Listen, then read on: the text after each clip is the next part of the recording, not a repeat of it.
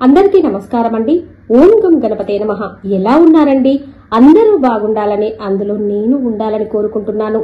జీవిత సత్యాన్ని బోధించే మహాభారత పాత్రలు, వాటి నుంచి నేర్చుకోవాల్సిన నీతి నియమాలు ఏంటో ఈ వీడియోలో తెలుసుకుందామండి.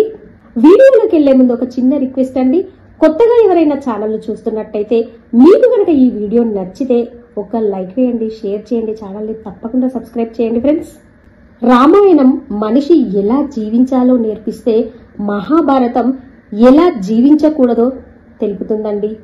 అంటే మహాభారతంలో అన్నీ చేయకూడని పనులే ఉంటాయనుకుంటే పొరపాటేనండోయ్. ఏం చేయాలి, ఎలా చేయకూడదో కళ్ళకు కట్టేలా తెలియజేసేదే మహాభారతం. అందుకే అంటారు పెద్దలు, తింటే గారెలే తినాలి, వింటే భారతమే వినాలి అని. ఈ వీడియోలో మహాభారతంలోని ముఖ్యమైన పాత్రల నుంచి నేర్చుకోవాల్సిన నీతిని గురించి తెలుసుకుందాం ఫ్రెండ్స్. జీవిత సత్యాన్ని బోధించే మహాభారత పాత్రలు.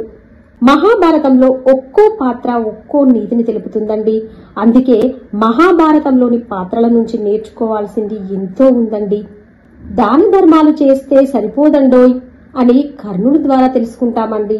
అది ఎలాగంటే జాలి, దయ, మంచితనం, దానం, ధర్మం, శూరత్వం ఇవన్నీ ఉంటే గెలుపు సాధ్యమైతుంది అనుకుంటే పొరపాటేనుండోయ్. ఎందుకంటే సమయానుకూలంగా నడుచుకునే నేర్పు ఉంటేనే మనం విజయం సాధించగలం.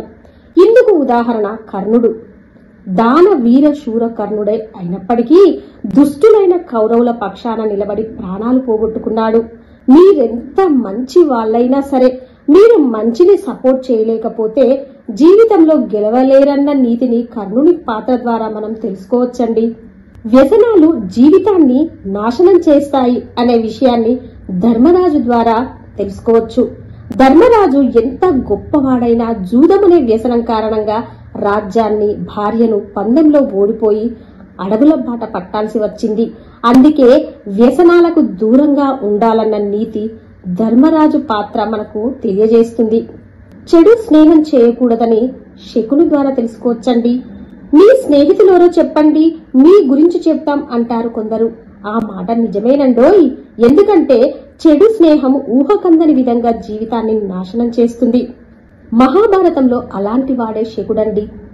కౌరవులతో స్నేహంగా ఉంటూనే వారు కలలో కూడా ఊహించని పరాజయాన్ని మిగిల్చాడు శకుని. శకుని లాంటి వారు మన జీవితంలో చాలా మంది ఉంటారండి. వారికి దూరంగా ఉన్నప్పుడే మనం ఉన్నత స్థితికి వెళ్ళగలుగుతాం. అందుకే అంటారు పెద్దలు, దుష్టులకు దూరంగా ఉండాలని శకుని పాత్ర ద్వారా గ్రహించవచ్చండి. నిజమైన స్నేహం అంటే కృష్ణుడండి. ఎలాంటి భేదాలు లేని నిస్వార్థమైన స్వచ్ఛమైన స్నేహం మిమ్మల్ని ఎక్కడికి తీసుకెళ్లిపోతుంది? ఇందుకు ఉదాహరణ శ్రీకృష్ణునితో పాండవులు చేసిన స్నేహమేనండి. పాండవులు రాజ్యం నుంచి బయట అడుగు పెట్టినప్పటి నుంచి మహాభారత యుద్ధము ముగిసి మళ్లీ రాజ్యంలోకి అడుగు పెట్టే వరకు అడుగడుగునా శ్రీకృష్ణుడు వారికి ఎంత అండగా నిలిచాడో చెప్పుకోవాల్సిన అవసరం లేదు. కుల, మత, పేద, ధనిక భేదాలు లేకుండా మంచివారితో స్నేహం చేసేవారు ఖచ్చితంగా జీవితంలో గెలుస్తారన్న సత్యము శ్రీకృష్ణుని ద్వారా మనము తెలుసుకోవచ్చండి. మనకి సంబంధించిన దానికోసం ఎంత కష్టమైనా పోరాడాలండి. కౌరవులతో పోల్చుకుంటే పాండవుల సైన్యం చాలా తక్కువ. అయినప్పటికీ తమ కష్టాన్నే నమ్ముకున్నారు పాండవులు. చిత్తశుద్ధితో పోరాడి విజయం సాధించారు. ఎవరి పనులు వారే చేసుకోవడం అలవాటు చేసుకున్నారు.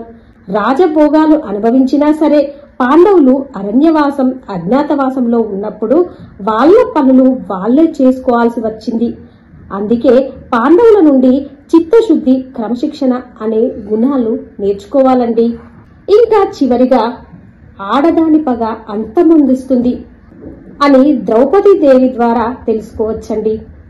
ఆడవాళ్లు తలుచుకుంటే రాజ్యాలే నాశనమైపోతాయి అన్నమాట ఇక్కడి నుండే పుట్టుకొచ్చినట్టుంది.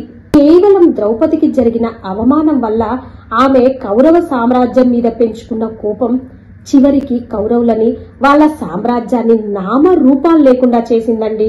అందుకే స్త్రీలను ఎప్పుడూ గౌరవించాలి అనే నీతిని ద్రౌపది పాత్ర ద్వారా తెలుసుకోవచ్చండి. ఇలా మహాభారతంలోని ప్రతి పాత్ర మనకు ఎంతో కొంత నీతిని బోధిస్తూనే ఉంటుంది. ఆ నీతిని మన నిత్య జీవితంలో అన్వయించుకుంటూ ముందుకెళ్తే జీవనం సులభమవుతుంది, విజయం సిద్ధిస్తుంది. ఇదండి మహాభారతంలోని కొన్ని ముఖ్యమైన పాత్రలు జీవన సత్యాన్ని బోధిస్తాయండి. ఈ వీడియో ద్వారా దాన ధర్మం చేసినా సరే చెడు స్నేహాలు చేయొద్దని కర్ణుడి ద్వారా, ఎంతటి రాజైనా సరే వ్యసనాలు ఉంటే రాజ్యాలు కోల్పోతారని ధర్మరాజు ద్వారా, చెడు స్నేహాలు చేయొద్దని శకుని ద్వారా, నిజమైన స్నేహం అంటే ఏంటో శ్రీకృష్ణుడు పాండవులకు ఇచ్చిన స్నేహహస్తం ద్వారా, చిత్తశుద్ధి క్రమశిక్షణ అంటే ఏంటో పాండవులు అరణ్యవాసంలో చేసిన పనుల ద్వారా, ఆడదాని పగ ఎంతటి వినాశనాన్ని కోరుతుందో ద్రౌపదీదేవి ద్వారా తెలుసుకున్నామండి. అందుకే ఆడవాళ్ల జోలికి వెళ్ళకూడదండి, మంచి స్నేహాలు చేయాలి. మనం ఎన్ని దాన ధర్మాలు చేసినా చెడు స్నేహాలు చేయొద్దండి. మనం ఎంతటి రాజైనా సరే వ్యసనాలు అనేవి మన జీవితాన్ని తలకిందులు చేస్తాయి. మంచి స్నేహాల ద్వారా ఎంతటి విజయాన్నైనా సాధిస్తామని ఈ వీడియోలో తెలుసుకున్నామండి. వీడియో కనుక మీకు నచ్చితే ఒక లైక్ చేయండి, షేర్ చేయండి, ఛానల్ ని తప్పకుండా సబ్స్క్రైబ్ చేసుకోండి. అలాగే మరవకుండా బెల్ బటన్ నొక్కి పెట్టండి ఫ్రెండ్స్. అప్పుడే నేను చేసే ప్రతి లేటెస్ట్ వీడియో మీ మొబైల్ కి నోటిఫికేషన్ రూపంలో వస్తుంది. ఉంటానండి. Thank you for watching.